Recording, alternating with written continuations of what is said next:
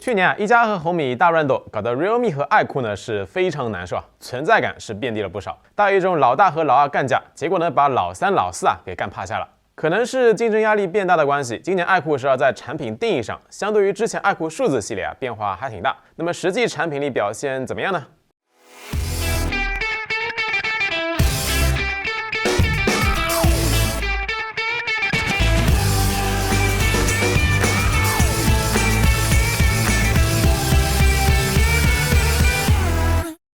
近几代爱酷数字系列标志版，大家觉得被诟病较多的是哪一个点啊？可以走一波弹幕。我觉得屏幕大塑料支架肯定是能排得上号的，有段时间甚至还因为屏幕塑料支架成本更高这个话成了手机圈的热议话题。到了爱酷12呢，这个大塑料支架终于是和大家说拜拜了。左右边框宽度控制得不错，下巴呢要比小米14略粗一些。反正手机正面呢是瞬间清爽了不少，侧看呢不会臃肿，颜值上去了，成本还降低了啊，可以说是两全其美啊。而且直屏好贴膜，尤其是游戏党的话，体验呢肯定会比曲面屏更好。不过说到贴膜呢，就不得不说大米精选配件推出的爱酷12大弧钢化膜了，边缘圆润大弧，手势操作舒适，爽滑涂层，吃鸡王者都能够持久顺滑。至于这一次的后摄 Deco 造型，乍一看呢，确实和小米的新 logo 轮廓很像，官方呢称之为万里闲窗啊，所以说有没有可能爱酷12这个价值1000万的设计，也包含了小米这个200万的 logo 设计费用呢？这他妈的绝对是捣乱的是吧？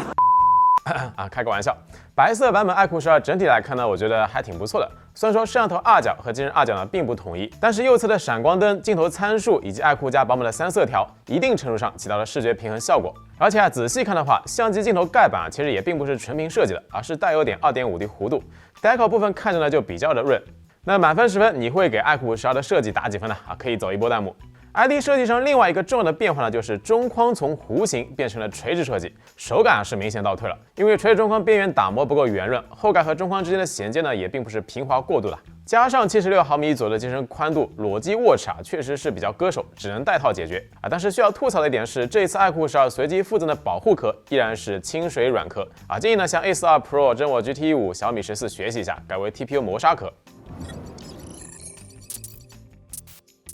理论跑分测试啥的我们就不详细展开了，先来看一下爱酷12的处理器日常调度情况。在程序打开加载，应用内的子页面点击，中和大核呢都可以根据负载动态调到最高频率，没有像小米14那样做 CPU 的频率上限控制。用 Geekbenchmark 6测试，单核呢是2200加，多核呢是6500加，表现不错。当然日常使用时，中和大核频率呢肯定不像跑分白名单那么坚挺。室温25度，连续5次 Geekbenchmark 测试，多核稳定度呢在 92.4%，5次平均多核成绩呢是6266，机身最高温度呢也只有36度左右。大尺寸机身加单层主板，性能释放上呢确实会更加有优势。高刷策略方面，爱酷12呢默认是全局120赫兹高刷，就连地图类缩放动画呢也都是120赫兹，没有应用锁帧这点给好评。流畅度来说，Olinux 4.0加骁龙8 Gen 3整体用起来确实是很轻快流畅，尤其是系统动画这一块，很少会遇到掉帧情况。屏幕的亮度方面，实测全屏分时亮度非常猛，达到了1430尼特。当然，这个分时亮度数据下，高低亮度差呢也是比较猛，有211尼特。全屏手动最高亮度比较怂，500尼特左右。激发亮度上，2万 lux 775尼特，5万 lux 呢是1005尼特。日常使用其实是比较难体现1400尼特分值亮度的优势的。另外呢，就是爱酷12目前呢并不支持 B 站的杜比世界视频 ，HDR10呢倒是可以正常播放。色准方面，平均色温呢是7405K， 覆盖100%的 sRGB 和98.8%的 P3 色域，平均色偏呢是4.0默认模式显示呢是偏鲜艳的，自然模式平均色偏呢可以控制到1.2，色准表现不错。就是这个频闪表现嘛，就差点意思了。90尼特以上呢是360赫兹的低频 PWM 调光，90尼特以下呢是2160赫兹的高频 PWM 调光。虽然说这个360赫兹拉低亮度之后，占空比变化呢不大，但确实呢不如中高亮度类 DC、中低亮度高频 PWM 调光来的护眼对于频闪敏感的用户来说需要注意一下。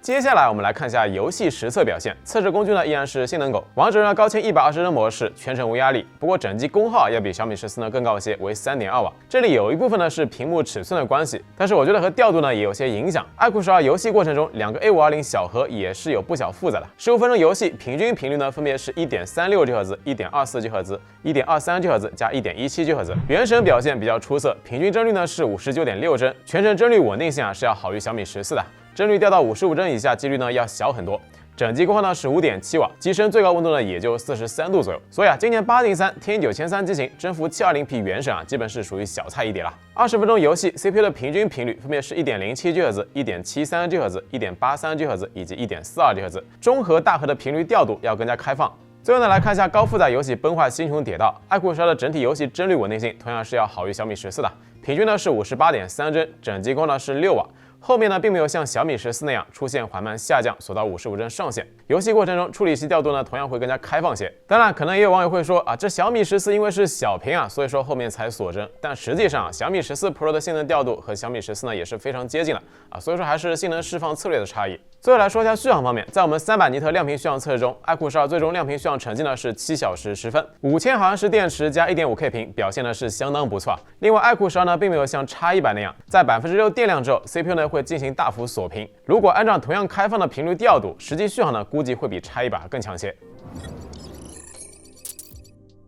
今年爱酷12的相机规格可以说是完全不按常理出牌了。主摄用的是和小米14同款的 OV50H 1.3英寸底，超广角兼1，支持自动对焦，而长焦呢则是 X100同款的 OV64B， 光圈呢是 f2.57，3倍潜望长焦。单说这个相机规格甚至都要比小米14 Pro 更强了。实拍方面，默认的影像基调还是蓝厂熟悉的风格，整体偏鲜亮，很多场景第一观感呢会更加讨好眼球。小米14默认的徕卡生动，随手街拍质感不错，放大看细节呢更加自然，没有明显的锐化痕迹。两台机子的自动夜景触发呢都比较稳定，灯箱高光压制呢都挺好，但是有些场景放大看的话，爱酷12的锐化呢依然是比较明显，看着不如小米14来的舒服。优势呢是面对复杂光源时，整体的眩光控制是明显要好于小米14的。而且我们也在同一场景对比了一下 X100， 总感觉爱酷12虽然说没有这个 T 星镀膜标记但是实际抗眩光能力和 X100 基本是没啥区别了。同样是基于主摄2倍数码变焦，小米14呢是做了高像素裁切模式，爱酷12这边目前来看应该是没有做，2倍解析力呢是不如小米14的。不过长焦方面，爱酷12的解析力就要明显强于小米14了。默认的3倍模式就已经能够看出一些差距，因为小米14的3.2倍是从2.6倍裁切上来的，拉到5倍模式之后，14的长焦画质就不够看了。爱酷12拉到5倍依然有很高的可用性甚至到10倍模式拍摄一些文字细节时依然有不错的清晰度。另外呢，这个长焦还支持微距模式拍摄当然最近对焦距离呢是不如小米14的，小米14可以怼得很近，直接按快门拍摄。爱酷12如果说想要达到类似的效果需要滑动变焦条到5倍模式再拍摄，所以我觉得拍摄主界面上放一个5倍按钮还是非常有必要的。实际画质角度来说，爱酷12这个长焦在3到5倍画质呢可用性很高，10倍模式只能说勉强可用，但是不是强项。至于超广角两者都是歼1传感器，区别呢就是爱酷12支持自动对焦，小米14呢是不支持的，但实际画质层面来说区别不大。白屏稳定性方面也是各有各的问题，这一组爱酷12地面整体偏红，这组则是小米14呢有些偏绿。当然从大米个人角度来说，超广角日常用到的几率呢是远低于主摄和长焦的，其实呢影响不算大。今年爱酷12呢，虽然说不是双马达设计但是换了更大尺寸的1016规格。实际的震动调试效果上来说，我觉得调的还是挺好的，哒哒哒，力度到位，也没啥弹簧感。马达启停响应速度呢也很快。但是体验上比较尴尬的一点就是，快2024年了，作为一台4000档位的机型，爱酷12依然是短焦指纹。本身这个6.78英寸加垂直中框，握持手感呢就已经是不太好了，再用一个短焦解锁体验呢就很难受，基本都需要手动调整一下位置去够一下。小米14虽然说也是短焦，但小尺寸直屏机型，短焦体验上呢属于是勉强能够接受。反正指纹这一块，4000档不说和魅族一样用单点超声波，但至少超薄屏下总该是标配了吧。120瓦快充，15分钟快充电量呢是13.1瓦时，实际回血速度在120瓦机型里面属于是中等水平，完整充满耗时呢是27分钟。这里我们也是顺便可以做个小调查，5000毫安时加120瓦对比4000毫安时加200瓦，你会选择哪一个呢？我觉得手机快充体验来说满血65瓦算是一个分水岭，到120瓦呢又是一个分水岭。再往上提升快充功率，边际效应确实递减明显。对于大多数用户来说充电快5到7分钟和续航强30到40分钟，我估计更多人还是喜欢持久些吧。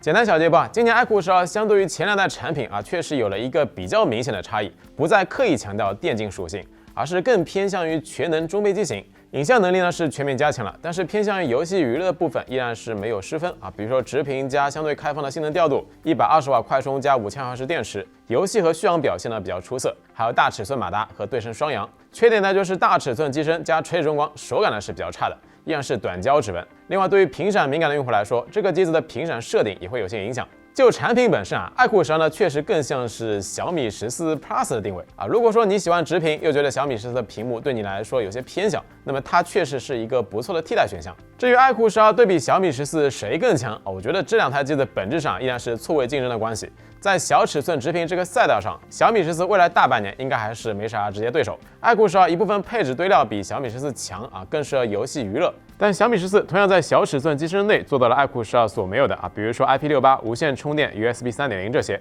当然，如果你对直屏和曲屏没什么硬性要求，那么也可以等一等接下来各家即将发布的新中杯啊，比如说1+12、Find X7、Magic 6等等。今年啊，绝对会是中杯大幅提升产品力的一年。OK， 那么以上就是关于爱酷12的全面评测了。如果觉得视频做的还不错，希望各位老铁能够点个赞加关注，这是我们更新视频的最大动力。同时呢，也别忘了去我们淘宝店逛一逛、看一看，搜罗更多优质壳膜。那我们下期视频不见不散，拜了个拜。